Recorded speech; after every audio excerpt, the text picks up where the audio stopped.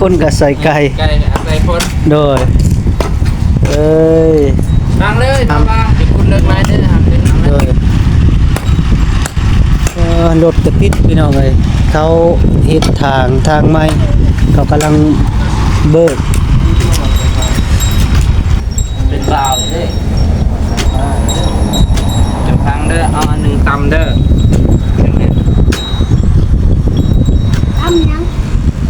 ตำมะกุ้งตำยังตำมะฮุ่งใส่เพื่อนก็พิษออกได้ที่เก่าแล้ว ตำมะฮุ่งก็ใส่คุกโอ้ยไก่มันก็โตกใหญ่เห็ดก็ข้างหางใหญ่สำใดไก่แล้วก็หูมันเลิศแล้วนี่ออกทำให้หัวมีเข่าไปได้จิกตีนมันโอ้ยยังบ่แล้วนะอันนี้ครับมีผัดลงเลยเชียมอ่ะนี่เอาตัวนี้ตำบ่ใส่มันไปใส่เบิดหามกินเผ็ดบ่ได้แต่มันแซ่บตอนนี้ผมเป็นยังมันใหญ่แซ่บแซ่บมันเท่าใหญ่บ่โอ้ย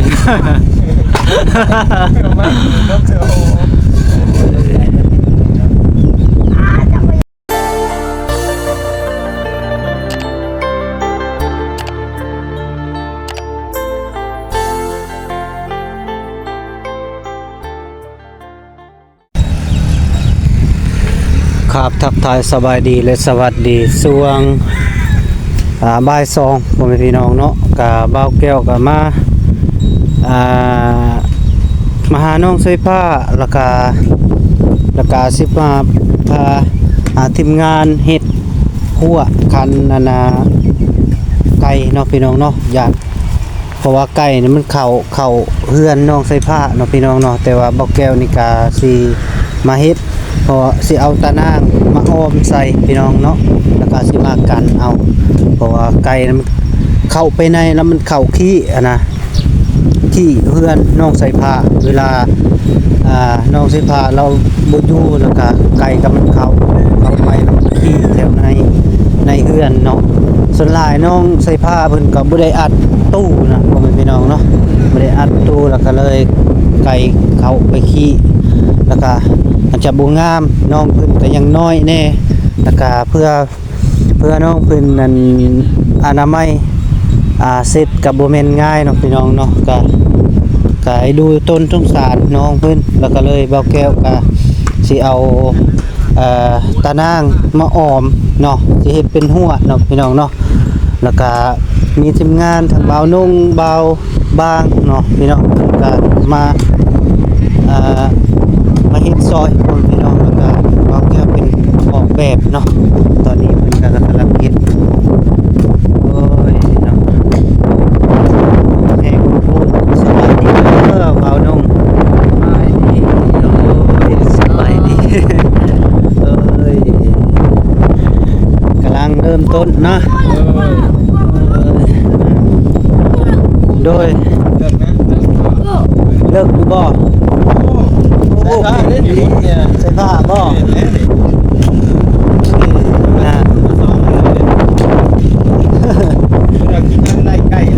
โดยแม่นเพราะว่าไอ้ต้นน้องเพิ่นน่ะเวลาเปิดตู้ไว้แล้วไก่มันเข้าไปขี้อยู่ในนะก็เลยอยากให้เฮ็ดเป็นหัวแล้วก็เฮาก็อ้อมเอาตะนางนี่ใส่เนาะสูงอยู่ได้ตะนางนี่สูงบ่เขาคิดว่าต่ำคิดว่าเกี่ยวกับเขาพอมันแทกเบิ่งเม็ดสาวแม่นพี่โดยโอ้ยไก่อันบ่ได้แล้วไก่บินบ่ได้เนาะบินเข้าบ่ได้เด้ซื้อเป็นก้อบ่นี่ก้อละเท่าไหร่ก้อละ100,000ก้อ100,000เด้ออันนี้แหละจุนักเลงนะเข้าไปในเข้าขี้นะนักเลงไก่นี่มันบ่มีหมองหากินแม่นอาศัยน้ำคนนี่คนก็อาศัยไก่คนก็ใส่ไก่อาศัยคนโดยเอ้ยฟังเลยบ้าฟังเลยบ่หำเป็นยังคือบ่มักใส่เกิบบ่ฮ้อนบ่ใส่เบิ่น สิเกียนมันอันนั้นบ่มันเสมอ อันพอดีนะ โดยมันเพียงกันเนาะมันจึงงาม เดี๋ยวคุณเลิกไม้เด้อครับเด้อ โดยรถกระติดพี่น้องเอ้ยเขาเฮ็ดทางใหม่เขากำลังเบิกโอ้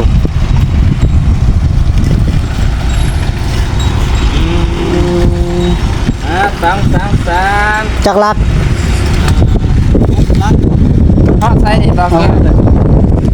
ฮะ เป็นทอดใส่นี่ เด้ฮอดอันแจนี่ก็ได้นี่ โอ้ โดยนี่เอาอีกหลักหนึงนี่บ่นี่ยังหลักดึงนี่ น้องแพะ โดยแทงโลดโอเคบ่เว ข้างหลังบ่ไปออกสุดเลยบ่ บ่นี่หอนี่ก็ได้นี่เอาเพียงนี่เลยเพียงแจแล้วสิเฮ็ดจังได๋สิว่ามาให้มันอยู่พี่จะเอาเป็นไม้แปลนบ่ บ่นี่เนาะ โดย กันเจาะเฮือนเนี่ยมองนี่คันเอาลักเสาใหญ่ๆนี่ดีนะ บ่ เอา เนาะ เสาใหญ่ๆแล้วเฮาก็ต่อตัวนี้หาพี่แล้วก็ต่อตัวนี้หาพี่เฮ็ดเป็นหัวกันเลยมันสิอยู่ บ่ เพราะเขาเกติมองนี่นะเพื่อให้มันคำตัวนี้ไว้ต่อตัวนี้ต่อตัวนี้มันก็จะคำเสาตัวนี้ไว้เนาะ เสาตัวใด เสาตัวนี้มันหน่อยปวดต้องเอาเสาใหม่หนา โอ้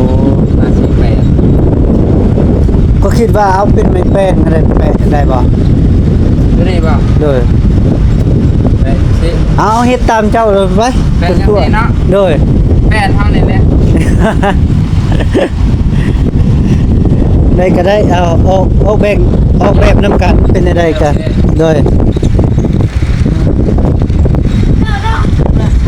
แล้วบ่ไหวเลยเนาะ สิบ่ซ้ำซอยเนี่ยบ่เนาะ ก็บ่คูดได้กวางนี่นะครับมันจึงที ห่างเนาะ ทางคนเนาะ มันห่าง ต้องเปิดประตู ประตูทางเข้าบ่ว่าเฮ็ดทางนี้ก็ได้นี่นี่เวลาเฮ็ดบัดเข้าไปต้องได้อัดบัดนี้แม่นสิปะล่วงมื้อนี้มันเข้าไปขี้คือเก่า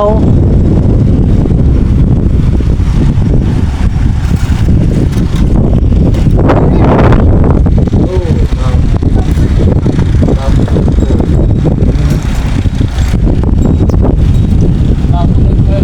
นี้ตื่นแล้วครับเนาะนะครับมาพูดเรื่องอีกครับมันตื่นก่อนมันจะมาลบไปอยู่ได้เนี่ยคุณด้วยมา มึดบ่สายฟ้า มา บ่สายฟ้าลุยได้มื้อนี้ ลุยเลย คุณเด้อตื่นไลฟ์ไปอยู่ได้ เบิ่งเด้อสิได้เด้อแม่บ่ มันเป็นย่างไกลแลนเนี่ยลบมาได้นะมันแลนต่ำ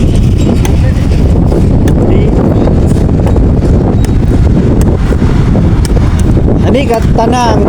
ตอนนั้นเราค่อยเฮ็ดอันน่ะหัวปลูกผักอะไรปลูกบ่ฮู้นะบ่ปลูกแล้วผักบางงามๆแล้วก็น้องเพิ่นบ่ฮดนั่นน่ะมันก็ตายเบิด เลยยกเลิกอ่านเจ๊ แม่นยกเลิกก็งัวเข้าไปกินแน่ผักบุ้งกำลังงามๆว่าและน้องเพิ่นก็ยังน้อยอยู่เนาะก็รักษาบ่ได้ มันค่านี่ก็มันก็ไม่เห็น ไปทางอินบ่บ่สายฟ้า เป็นราวเลยจะพังเด้อเอาอันหนึ่งตำเด้อ ทำยัง ตำมะกุ้ง ดาวยังเนาะ ตำบักหุ่งใส่ ใส่เพื่อนกับพี่เอาได้ที่เก่าแล้ว ตำบักหุ่งก็ใส่คุกโอ้ย นี่ก็กดไก่นี่ก็โต๊ะใหญ่ๆเห็ดก็ข้างห่าง ใหญ่ซำใดไก่ แล้วก็หูมันหลอดอันนี้ออกทำให้หัวมีเข่าไปได้ จิกตีนมัน โอ้ยยังบ่ทันคิดยังบ่แล้วนะเอานี่ อันนี้ครับมีฟันลงเด้อ เชียมอ่ะ นี่เอาตัวนี้ต บ่ใส่มันไปใส่เบิดหามจะบ่ได้คู่ไว้บ่ มันใส่เนี่ยคือพี่ไอ้ผู้ชายเรากำลังจัดการ โอ้ย มีดเลยมีดไอ้ผู้ชายเห็ดเลยมีดโตเราเห็ดเลยขาดปุ๊บ ำเจ็บยัง ตัวต่อ ตัดปุ๊บเลยบ่ พุดเลยแล้ว แม่นแล้วผู้บ่ซื้อที่เสียดายจอยปีหน้านี่ก็ได้เฮ็ดอีก เห็ดยัง เฮ็ดสวนผักที่โตแล้ว แหน่แล้ว นะ กินน้ำหนองหอยมาวันสองอยู่ จะสิเลี้ยงบ่ จักเดือนก็จะว่าน้องจะสิมาคือยังบ่เห็นหน้า พี่หนาอะไรโคตรแท้ ให้มาไวๆแน่ ปีกายนี่ก็ว่าปีหน้าบ่ ปีหน้าอยู่ปีหน้า เด้อพี่หนาแท้ นอนน้องแล้วนี่ตามทรงตามเบิ่ง เลยบ่ โคตรน้อง แล้วเขาฟัง แล้วเลย พี่หนา เอาพักเท่านี้น้ำ เลย เก่งแท้ยากตัวนี้ครับ นี่ตำดี ตามเอาตามลอง ทางนั้นมันดีนะที่พัฒนา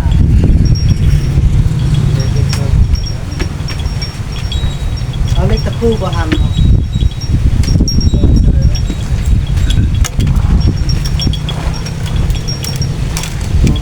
ปลาหอดตรงมากเลย กินยัง ปลา ปลาบึก ปลาปูอยู่ในกล่องปลาเผ็ด ปลาหมึกมันเผ็ดอยู่แล้วคนก็ยังโอยอยู่ กินแล้วยาเนี่ย กินเผ็ดบ่อยากได้เลยคนแต่กินเผ็ดบ่ได้ แต่มันแสบ ตอนนี้ผมเป็นยังมาทางใหญ่ แห้งเผ็ดแห้งแซ่บ บัดเท่าใหญ่ว่าข่อยว่าบัดเท่าไปแล้วกายใหญ่แล้วนี่ เท่าแล้ว บ่คนเฮาคันลอกได้คือตัวงูอหย่างก็โอเคอยู่เนาะ เจ้าเล่นดอกในข้างนอกในข้างในมันจะมาสิออกไปทางใดพูดบอกว่าชอบกินน้ำแล้วสุภาพ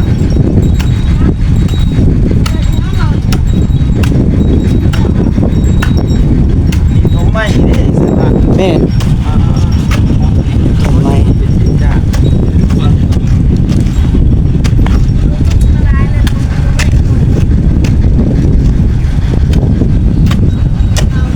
ลุยตอนแดดได้พี่น้องเอ้ย เลยโอ้ยเบาบางคนขยันนะพี่น้องนะ ไปเลย โอ้เดินทางแต่ไสก็เมืองชนบุรีนี่ลึก สิประมาณ40-50ลักประมาณนี้ บ่ฮอด รอดบ่ บ่ฮอด อ่า ประมาณ30ปลายกว่าละ ไปเนาะ เลย แล่นขึ้นพุ่น35ลักเป็นบ้านใหม่บัวขับ แม่นทางนั้นมันใกล้กลัวได้นี่มันลัดมา สีรัดกันสิเพิ่งว่าเนาะ แน่น ประมาณนี้ 30ปลาย35 โอ้สำเร็จ ทางมันยากซื้อๆกันทางงาม20นาที โดด 20 อันนี้ไปตามป่าห้อย 30แม่นขี้พุ่นจำเนาะบุเป็นบุ อันรถน้อยแล่นผ่านนี่ด้วยว่าแซงบ่ได้พี่น้อง โอ้ยทางมันทางแคบเนาะยังอดเอากระเทินเลยสู้ทางด้านนี้ต้องได้สู้ให้มันอะไรเทิงที่ให้มันสุดฮอดเส้นใส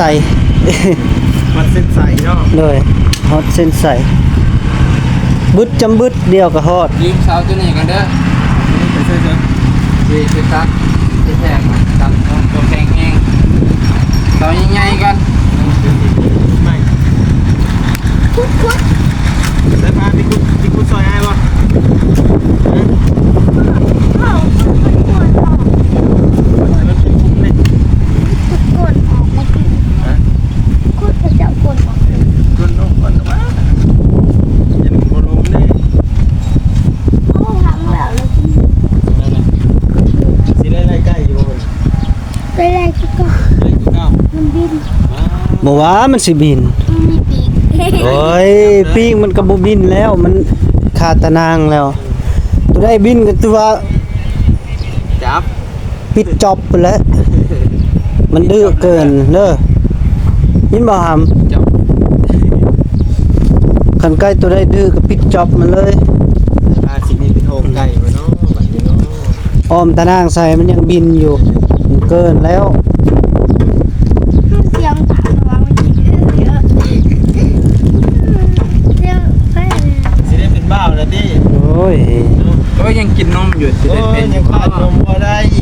พ็คหนึ่งชั่วโมงหนึงแพ็คละชั่วโมงพี่น้องเอ้ยพี่ลึกเลย ใส่ผ้าบำรุงเพื่อสุขภาพ เปลี่ยนหลักใหม่แล้วบ่นี่ มังนี่เฮ็ดแข็งแรง แข็งแรง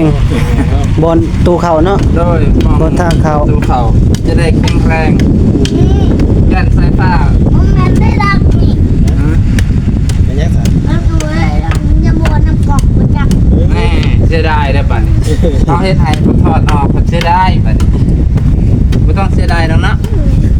ชุดเป็นนั่นแหละดี กระเดิงงับบ่ ก็เดินงับเพิ่นบ่มัก คนนี้มักมันกระเด้งนะเป็นมักแบบโยกโยก ว้าตัวนี้จะได้บัดนี้ แม่กินนมสบาย คิดดูดู เอาแผ่นกาวมาดูไฟฟ้า เอาเหล็กตะปูมายิบเลยนี่เนาะคอยว่าได้ เพื่อนเพิ่นแตก บ่นี่นะตอกตัวนี้ได้ ต้องไว้ เนย เงียบตัวนี้ แม่น เป้าเนี่ยมัน แล้วก็กลายมาพี่ แม่น เงียบตัวนี้แล้วก็กลายมาพี่แล้วก็เงียบตัวนี้เสาตัวนี้มันสิเงียบได้จังได๋ คอยว่าตั้งซื่อๆนะได้บ่ ตั้งไว้เลย แม่น อาจจะต่อเข้าบ่ แม่นตัวนี้นะเอาตอก โอ้มีวิธีหนึง วิธีไหน ได้เนาะเป็นเฮ็ดฮอดพี่แล้วกัน นี่วิ บ่ได้ ธี คือ หนึ่ เก่าง นี่วิธีหนึ่งแต่จะต้องพบหา เป็นเฮ็ดฮอดพี่พวกเขามองนี่ เล เด้อย คันบ่มีกันเปื้อนนี่ใครแน่เนาะเฮาแจบไปเลยใส่อันนี้ขานี้ไปก็คักอยู่ ไปเบิ่งแป้นครับแป้นที่จะต่อกัน มุกเก่าป้าไปจัดผมปะ จะน้อยจังไป จนเลี้ยวเห็นหัวผมเองบุ ไม่ตัวเลยนี่ ยอดจากสัตว์ ไฟฟ้า มันเลี้ยวเห็นผมตัวเองมันเลี้ยวผมตัวเองแล้วน้องจะตัวเรียกที่ขนมเรียกขนมปุญญาของหนึ่งจัดเอง กันเลยโอ้บอกเกี่ยวว่าเอามาตั้งซะแบบนี้ โดย แล้วก็เอาตัวนี้ซักเข้ามานี้ แม่นแล้วนั้นเฮาเอาบล็อกก็ได้ บอกไปยันไว้เนาะ แม่นเวลาน้องเพิ่นอันไข่ออกแล้วก็ เอากระไขมาพี่ แม่นเวลาอันอัดแล้วก็เอาบล็อกนี่ดันทางตีนมันน่ะก็แล้ว แบบเปิดเขาเปิดนอกทางนี้ แม่น เอาตัวนี้บ่บางทีเป็นคนเนาะ ไม่สุดแล้วทางนี้เปิดเขาเปิดนอกเขียนบ่ เกียนจัดไปบ่าวนงคนรอ เขียนแบบเขียนให้มันสั้นหรือมันยาว หล่อขั้นจะบอกแล้วหล่อแล้วตัวมีผู้สาวได้ ไป แล้ววันน้องหล่อยังมึงมีเนี่ย สิเอาหยังไปดูแลเขา เอาอีหยังไปสู้เขามีแต่เอาปุ้ยบ่มา อ้ายยังบ่มีหยังสิไปดูแลเขาได้ มันคือใครจะจับแม่ สิเอาหยังขี่มาหาเจ้า เอามีรถจักร2 คันเลย เอาอุ้ยเดี๋ยวว่าจังซั่นพอ ให้น้องใส่ผ้าซะคันหนึงอะนะบ่าวนงรถจักรเจ้าฮะ อายุบ่ถึง18ครับบ่ได้ อายุยังบ่ถึง18 ปี ยังบ่ทัน ก็ได้แล้วเขาเลย โอ้ยเด้ ง่ายบ่ อยากให้อ้ายบ่อยากให้อ้ายอันได้รถแล้วไปเที่ยวพุ่นบ่พอดีเลยตุ้ย ได้สักว่าเพิ่มหมดสิ ยังบ่ทันบรรลุวุฒิภาวะน้องขับไม่ได้ พอดีเลยเจ้าสิอยู่ผู้เดียวตลอดปีพุ่นแหละ เป็นยัง อ้าวคันซื้อรถให้อ้ายหั่นน่ะฮู้ติอ้ายเป็นได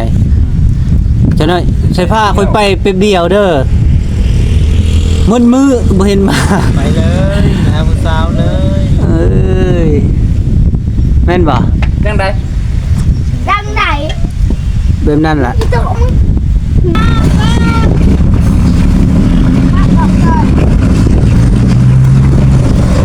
บอกเลย ก็ตัวนี้ก่อนดึงเลย เดี๋ยวเจ้า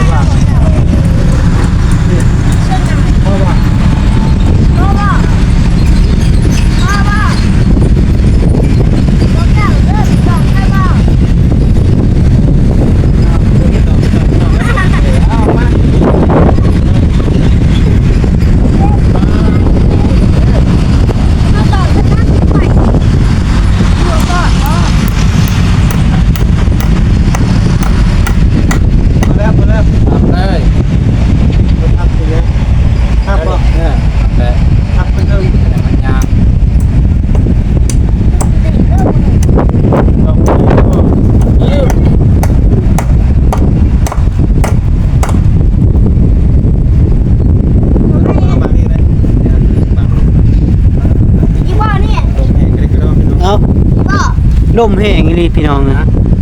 เอ้ยโอ้ยโอ้ย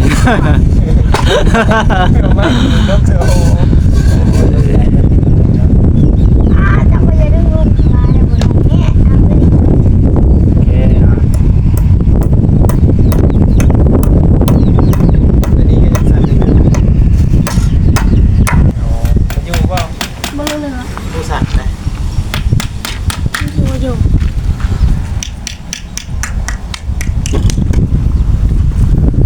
จะปูหมวกใช้หมวก มันมีหมวกบ่ จะบ้านหมวก เอาจัดไป อาสิติดเรียกว่านี่ ได้ จะปูใส่ เอาลงอีกบ่นุ่ม น้อง โอเค พิษข้างมือบ้างไว้แบบนี้นี่ เอามันเลยว่ามันมีได้ แบบนี้นี่ มีผ้าห่มอยู่ว่ามันหนาวเลย ได้อยู่ทำผมน้อยโคตรเลยนะ หลายคนหลายคน น้อยโคตรเอาดิ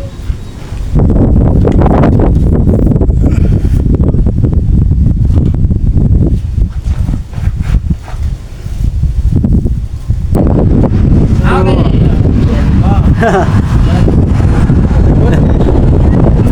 บ่เอามันติ่งก็ได้เอาดินบอกติ่ง เอาดินบล็อกเต็งน้ำเนาะ แม่น รถในซอยนี่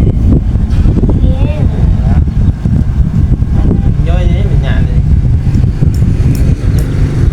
จะไปดึงตัวไหน นี่ซอยเส้นนะครับ นี่คอยพี่เอามานี่อ้าวนั่นแหละ ไหว โอ้น้อง เป็นวันเนาะ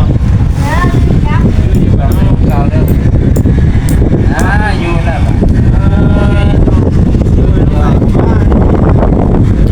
ได้ย้อนเลย ได้ย้อนเด้อ ได้ย้อนได้ย้อน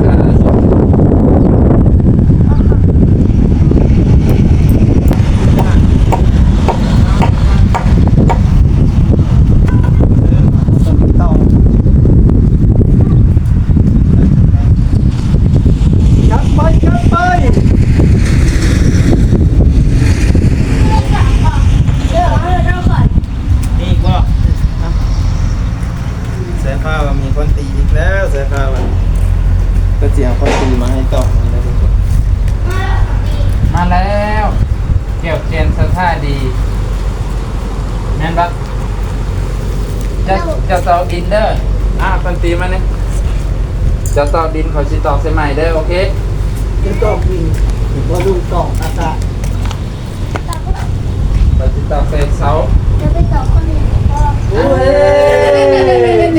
เราสิบอก มันจะเป็นอะไร เราเฮ้ยเราคนอื่นเราเป็นยังไงอ่ะ เราคักก็ ลองแล้วอึ้งลื่นบ่เอ้ยลืมเราเด้อตายแล้ว สงสัยเป็นบ้าเลยเด้อนี่เด้อ นอนคิดเลยเดียว ทนคิดผู้เดียวเด้อ คิดนอนคิดชีวิตเล็กน้อยสุดโต่งอารมณ์ใจ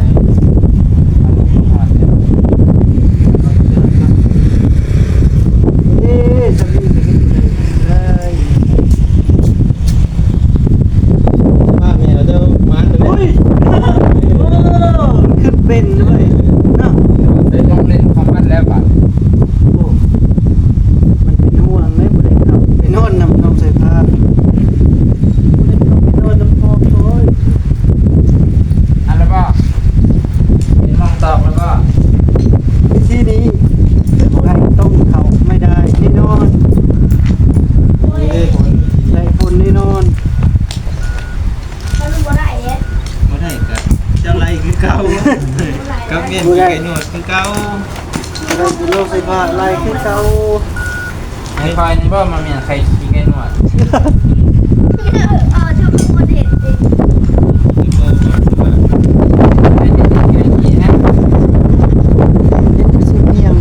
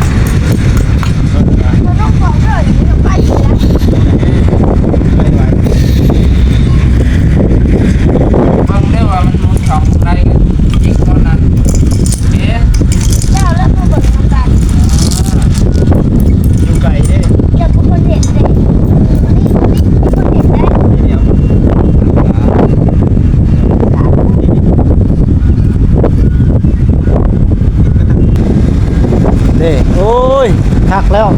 วันนี้โอ้ใช้วิธีนี้เนาะจะไก่เข้าบ่ได้ถ้ามันเข้าได้กะรู้จักสิเฮ็ดแล้วบัดนี้เนาะ ถ้าเราบอกมันเป็นชิปก้อนนี่นะยังบ่อยู่ ยันมันบินบ่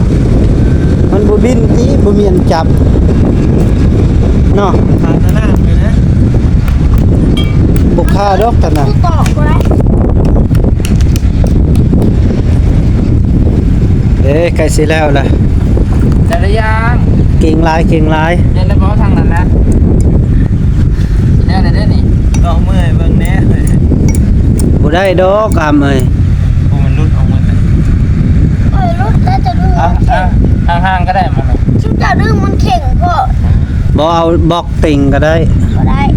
อันนี้คือมวยน้ำเนาะ นอนนี่แข็งนี่เดี๋ยวนี้อยู่นี่นอน ดีกว่าน้องตีนะ สิบ่อยู่เจอสายฟ้าเบิ่ง โอ้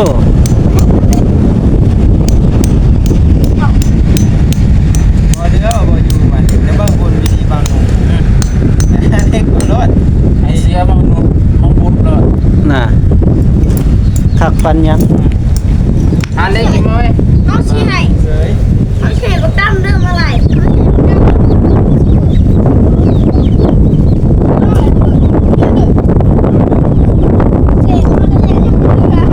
ตัดรถเสือ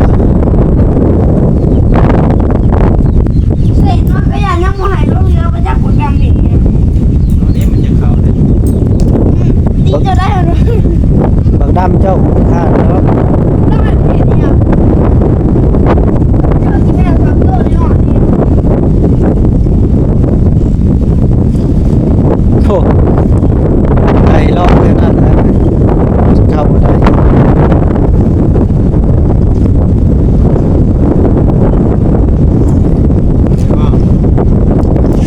ไม่ได้ดีที่น้องแข็งนี่ เด้ใส่บล็อกแบบนี้นะก็แล้วแล้วบ่ต้องตอกก็ยะนี่เอาบล็อกเต็งแล้วก็แล้ว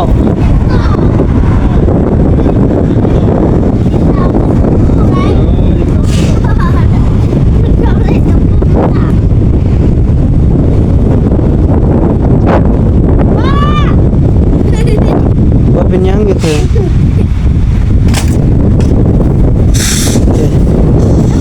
เข่งก่อนแม่นเข่งไว้ก่อน จะคุยกันแมวมาได้ปะ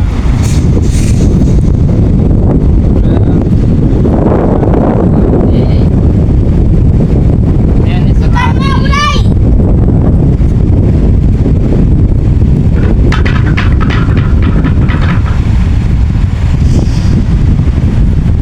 ไก่แล้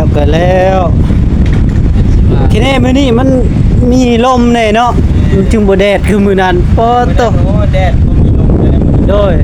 เอาส่วนนี้ก็จึงจะเป็นอย่างอื่นเลย นี่คล้ายๆแน่ โอ้รถติดติดโทลาบเลยพี่น้องโอ้โตเรียนเลย ไปแล้วปล่อย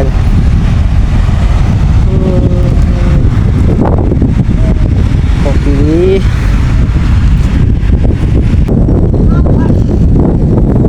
นอนไว้แท้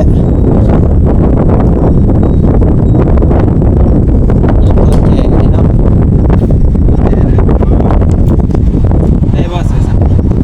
ได้แล้วสนะ กาวดินบล็อกเต็งไว้เนาะ แม่นเอาก้อนหินใหญ่นี่ก็ได้นับไปเลย แบบตามสบายแล้วนะ เต็งเลย เอาบ้างเลยบ้างบ้าง เอาเลยเลยนั่นแค่สภาพได้ดิ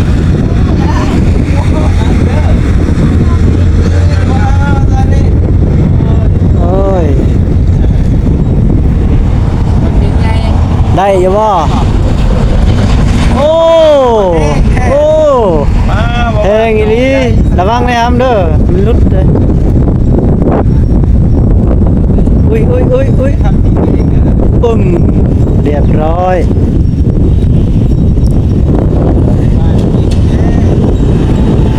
ฮ็ดยุ่มๆเอาก็ได้ทางนั้นนะเอาตัวนั้นเข่งซื้อแม่น ทำไมอันหนึ่งมันดังไปเนาะดังไป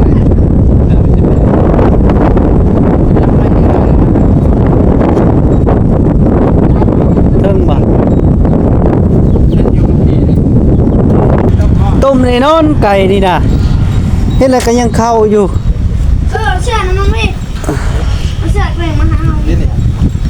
เปล่งมาหาเราพี่ เดี๋ยวไปอีกว่า เออ มาหาเราในเสียงนะ ตอกตะปูมา เรามาตอกกับผู้ว่าเสร็จมา มันสิซอดอยู่บ่ ก็ ซอดก็ยิบไปเลย นี่เราเก็บเปลือกแล้วเอาไปจับ มาได้ โทรหานี่เด้อ เราติดไปใหญ่เลย เศร้า เสาตัวนี้ใหญ่ต้อมเลย ลมเต็ม เกินไปมันผัด ยิบ ระบบนี้เลยได้ใช่ป่ะ นี่ ยำออกน้ำ มันจับ จะนักเหี่ยวมีเวียกเลย ซ้ายเด้อ เรียบร้อย เงี้ยตา มัดเอาก็ได้ทางนั้นน่ะแล้ว เด้ยเอาเสือกน่ะพันเลยโอเค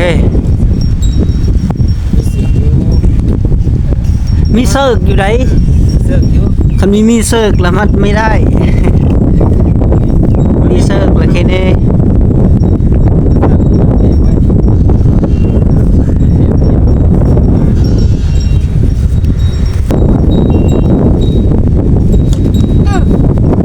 นี่คือสิ่งเรา อยู่ติ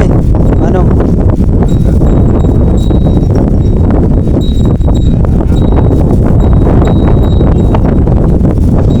เอาทางในโอเคคำรถคำเอาคำต้องเฮ็ดวิธีนี้เลยมันจึงอยู่เอ้ยปอโต เรียบร้อยใช่ป่ะ โอ้ยนิกเบานุ่งเป็นธรรมดาได้กับเบาบางโอ้สวยงามอยู่นี่เนาะสำเร็จ รวมกันไก่นะเฮ็ดคือกันเอา เลยเฮ็ดทั่วกันไก่เนาะพี่น้องเนาะแล้วก็เอาตะนางนิ่งก็เรียบร้อยพี่น้องเนาะยังแต่ทางเข้าทางออกให้น้องเพิ่นยังสิเฮ็ดอีกเนาะแล้วก็บอกแก้วก็สิได้ปิดคลิปปิดภาพนี่ล่ะพี่น้องเนาะแล้วก็บอกแก้วก็สิกอโตวเดินทางนะพี่น้องเนาะแล้วก็มีแต่ใช้ทางทีมงานเพิ่นเฮ็ดทางพุทธทางเบาอนุมเบาบางเนาะพี่น้องเนาะแล้วก็อันนี้เรียบร้อยเนาะคักเนาะโอ้ย ไก่มันเอาแล้ว ไก่บ่มีข้าวเลยเนาะโอ้ยโอเคคักโดยคักหลาย ได้ แมวก็เข้าบ่ได้มานี่ แนวเขาก็ได้ โดยได้เข้าได้แต่ข้างเดียว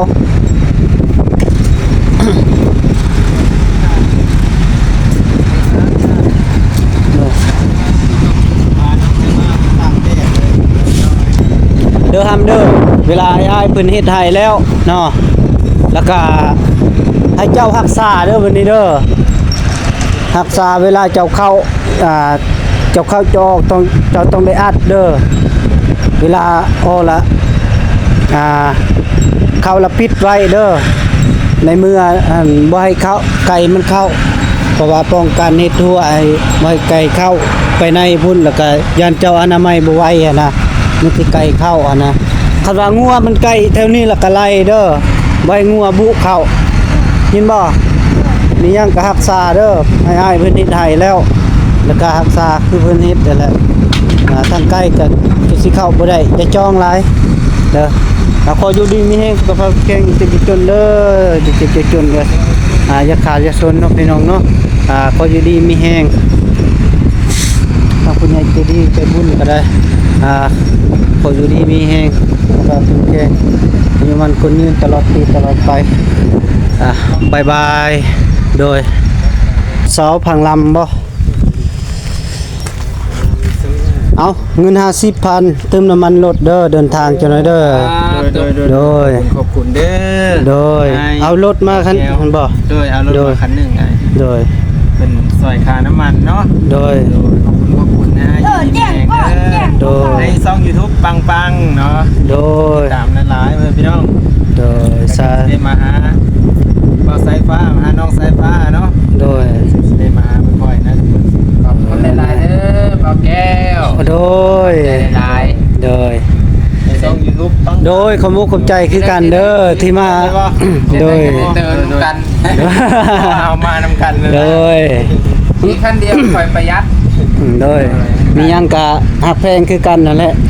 มีเวียกหยังกะติดต่อหากันโดยคืออายมีเวียกกะมาปรึกษาแล้วก็เฮากะเฮ็ดกันแบบนี้กะดีมุกดีใจหลายๆและกะซอยทางน้องเพิ่นแหละเทือกไก่โดยไก่มันเข้าไปแล้วก็มันขี้แถวในแล้วก็น้องเพิ่นอนามัยสิบ่ไหวแล้ว น้องเพิ่นก็ยังน้อยนะโดยมุกขอบคุณเด้อโดยสบายดี โดย